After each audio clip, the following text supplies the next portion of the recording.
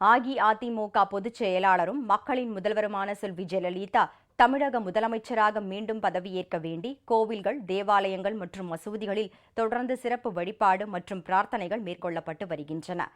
சேலம் மாநகர் மாவட்ட ஜெயலலிதா பேரவை சார்பில் அம்மாபேட்டையில் உள்ள மாரியம்மன் திருக்கோவிலில் 108 விளக்கு பூஜையுடன் சிறப்பு அபிஷேக ஆராதனைகள் நடைபெற்றன.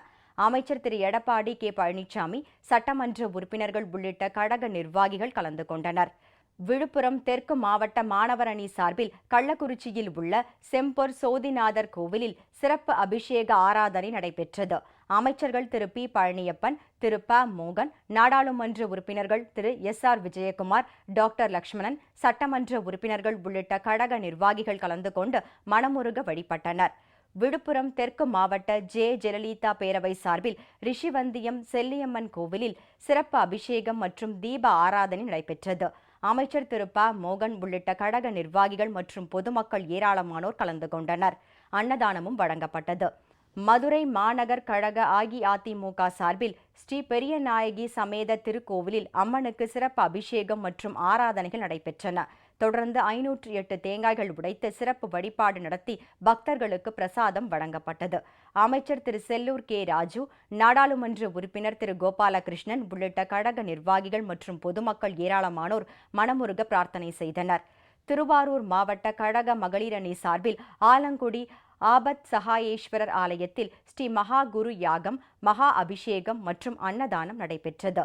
அமைச்சர் திரு ஆர் காமராஜ், மாநிலங்களவை உறுப்பினர் திருமதி சசிகலா புஷ்பா உள்ளிட்ட ஆயிரக்கணக்கான பெண்கள் கலந்து கொண்டு மனமுருக பிரார்த்தனை செய்தனர்.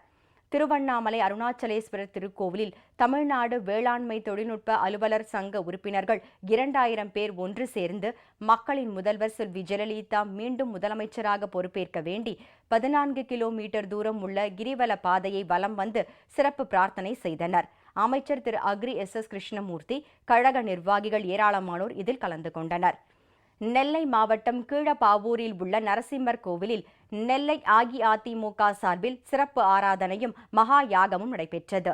அமைச்சர் திரு பி செந்தூர் பாண்டியன், நாடாளுமன்ற சட்டமன்ற உறுப்பினர்கள் உள்ளிட்ட கழக நிர்வாகிகள் ஏராளமானோர் கலந்து கொண்டனர். நாகை மாவட்டம் வேளாங்கண்ணி பேராலயத்தில் அஇஅதிமுக சார்பில் சிறப்பு திருப்பலியும் அன்னதானமும் நடைபெற்றது. அமைச்சர் திரு கே ஏ ஜெயபால் மற்றும் திரளான கழக நிர்வாகிகள் பங்கேற்று மக்களின் முதல்வருக்காக மனமுருக பிரார்த்தனை செய்தனர். விருதுநகர் மாவட்டம் ஸ்ரீவில்லிபுத்தூரில் ஆண்டாள் கோவிலில் சிறப்பு அபிஷேக ஆராதனைகளுடன் பூஜைகள் நடைபெற்றது. அமைச்சர்கள் Thiru R P Udhayakumar, Thiru K T Rajendra Balaji, doctor C Vijayabaskar மற்றும் ஏராளமான கழக நிர்வாகிகள் கலந்து கொண்டு மனமுருக பிரார்த்தனை செய்தனர். திருச்சி மாநகர் மாவட்ட அஇஅதிமுக சார்பில் ஸ்ரீரங்கம் அம்மா மண்டபம் காவேரி படித்துறையில் காவேரி தாய்க்கு தீபம் ஏற்றி சிறப்பு வழிபாடு நடைபெற்றது. அரசு தலைமை கொறடா திரு ஆர் மனோகரன் உள்ளிட்ட கழக நிர்வாகிகள் பொதுமக்கள் கலந்து கொண்டு வழிபாடு செய்தனர். கடலூர் மாவட்டம் பெண்ணாடத்தில் உள்ள மதுரை வீரன் கோவிலில் நடைபெற்ற சிறப்பு அபிஷேகம் மற்றும் ஆராதனையில் நாடாளுமன்ற உறுப்பினர் திரு ஆ அருண்மொழி தேவன் உள்ளிட்ட கழக நிர்வாகிகள் ஏராளமானோர் கலந்து கொண்டு மனமுருக வேண்டினர். கடலூர் மேற்கு மாவட்ட மாணவர் அணி சார்பில் காட்டுமன்னார் கோவில் ஸ்ரீ துர்க்கையம்மன் கோவிலில் சத்ரு சம்ஹார பூஜையும் 1008 தேங்காய் உடைத்தும் சிறப்பு வழிபாடு நடைபெற்றது. சட்டமன்ற உறுப்பினர், கழக நிர்வாகிகள், பொதுமக்கள் உட்பட ஏராளமானோர் கலந்து கொண்டு வழிபாடு நடத்தினர். ஈரோடு மாநகர் மாவட்ட எம்ஜிஆர் இளைஞர் அணி சார்பில் காசிப்பாளையத்தில் உள்ள மலைக்கோவில் முருகன் கோவிலில் மூலவருக்கு சிறப்பு பூஜைகள் நடைபெற்றன. கழக நிர்வாகிகள், பொதுமக்கள் இதில் கலந்து கொண்டு பிரார்த்தனை செய்தனர்.